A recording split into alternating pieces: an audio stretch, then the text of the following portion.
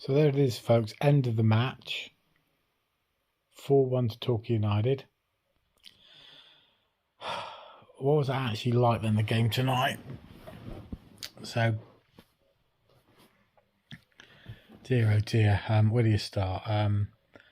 So, team tonight comprised of Houston back in goal, which was good. Had a good solid game, I thought. We had Marshall at right back. Left back was Alfie Harris, I think he's called. He looked reasonable. Tomlinson at centre half on the right, solid and good passing. Moxie, he had an okay game, not quite as good as he has done. McGavin's sitting in deep in midfield, and Lapsley and Dolan either side. Then you had up on the left was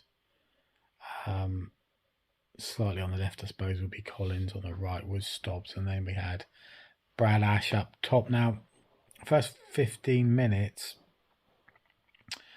Eastbourne actually had a lot of the possession. It was on a plastic pitch, but it looked like it had a bit of a rain on it, or was watered or something. The ball wasn't pinging up. It seemed pretty fair surface, looking at the from the telly, of course.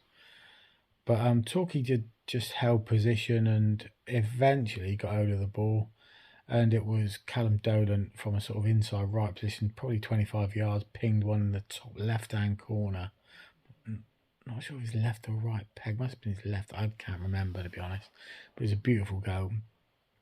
And then a couple of minutes later, I think it was on about 20 minutes, a couple of minutes later, McGavin was now on the inside right for Dolan, so the ball sort of angled across that top left-hand corner, inside left for McGavin from about 22 yards, possibly, pinged it, bottom right corner, lovely goal again, two great goals. And then the Eastbourne fella got himself sent off for a second challenge, I think on Ash, or might have shown a stud or something. Bit of a silly challenge because it was in around the centre circle, and I don't really know why I did it. So it looked like it was game over then in the sort of first half. Stobbs fired over late on in that half. Not a lot more to talk about. Second half, Torquay started in the doldrums, really. They had a lot of possession, but didn't really seem to be doing much, and slowly just let the game sit, sort of drain away from them. Then Eastbourne flung a ball in from the left. Player went up with Moxie. Moxie did look to give him a shove. It looked like a clear pen from where I was sitting, 150, 200 miles away. And the penalty was put into the sort of left-hand side as the striker took it, and Alston actually got a leg onto or foot or something. It almost kept it out. It was a fair enough, and that was just after Lapsley was taken off. The team did look like I said, they were going into the doldrums. It would have been about an hour, and Gary tried to change it around, brought Theo Williams on. But Torquay just let Eastbourne back into that game. So there was that goal, and almost immediately Halster was called into action and had to block or parry away an effort from inside his box or on the edge of his box in that sort of area. Just flapped it away, battered it away. Eastbourne could have scored. Then a moment later they had another shot just sort of wriggled past the right-hand post. So from being in charge and looking like we're going to add to the goal tally, all of a sudden we're just rubbish, like really bad, for about 10 minutes. And then, so, okay, we withstood that bit of pressure. Then went up the other end. Ash gets fouled on the edge of the box. McGavin, right-footed free kick over the wall, sort of centre left, lovely goal. So he scored two belters. And then, and that kind of knocked the stuffing out of Eastbourne. Brad Ash looked to me like he's just overcomplicating things. A lot of people don't like the guy, but he's good running, good effort, got a bit of skill, got a reasonable pace. Just seems to make the wrong decisions, and I'm just here thinking, oh my God, he ain't going to score tonight. Get him off. Give someone else a chance.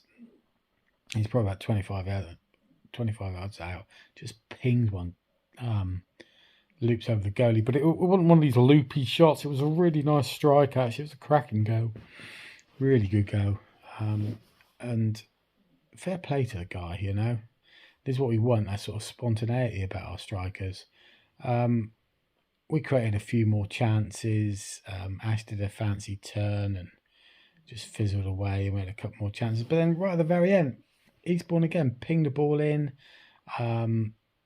headed over, created chances. You just think a better side with 11 players, that 15-minute spell could have cost us and could have cost the manager his job. The players have to show a better level of quality, not get drawn into being shoddy and lackluster. They have to show a higher quality, and when they do go in the doldrums, there will be an ebb and a flow to a game. They got to make sure they're rock solid. So even if they're not on top in terms of territory, say, or possession, they've got to make sure they're tight and then come out of that without really conceding much threat. But no, they didn't. They looked threatened. They looked vulnerable for 10 minutes, quarter of an hour. And then they came out the other side and played pretty well, to be fair. So they deserved probably to win by that. Man of the match today for me, Brett McGavin. Thought Ross Marshall had quite a good first half, in fairness. Lapsley looked quite involved. And he didn't seem to be arguing with the ref, which was nice. So that was good. He seemed to be more focused on playing football than barking at the referee. So I really was quite impressed with that, actually. Maybe he's been told.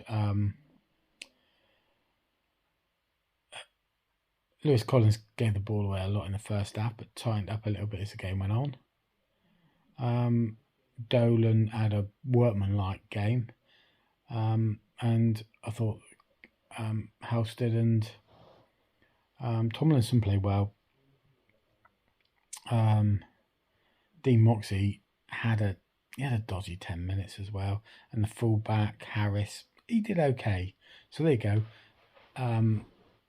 Will it keep the wolf from the door?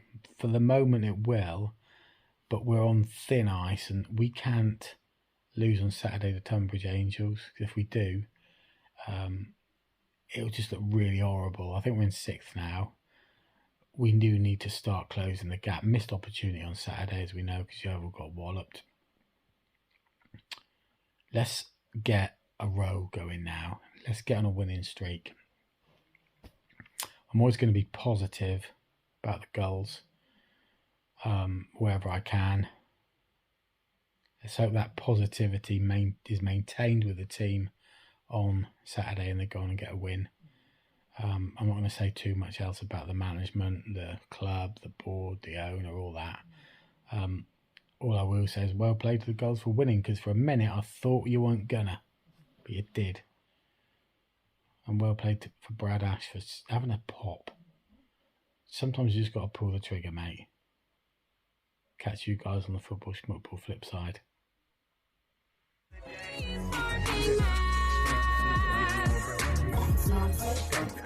I couldn't have said it better myself.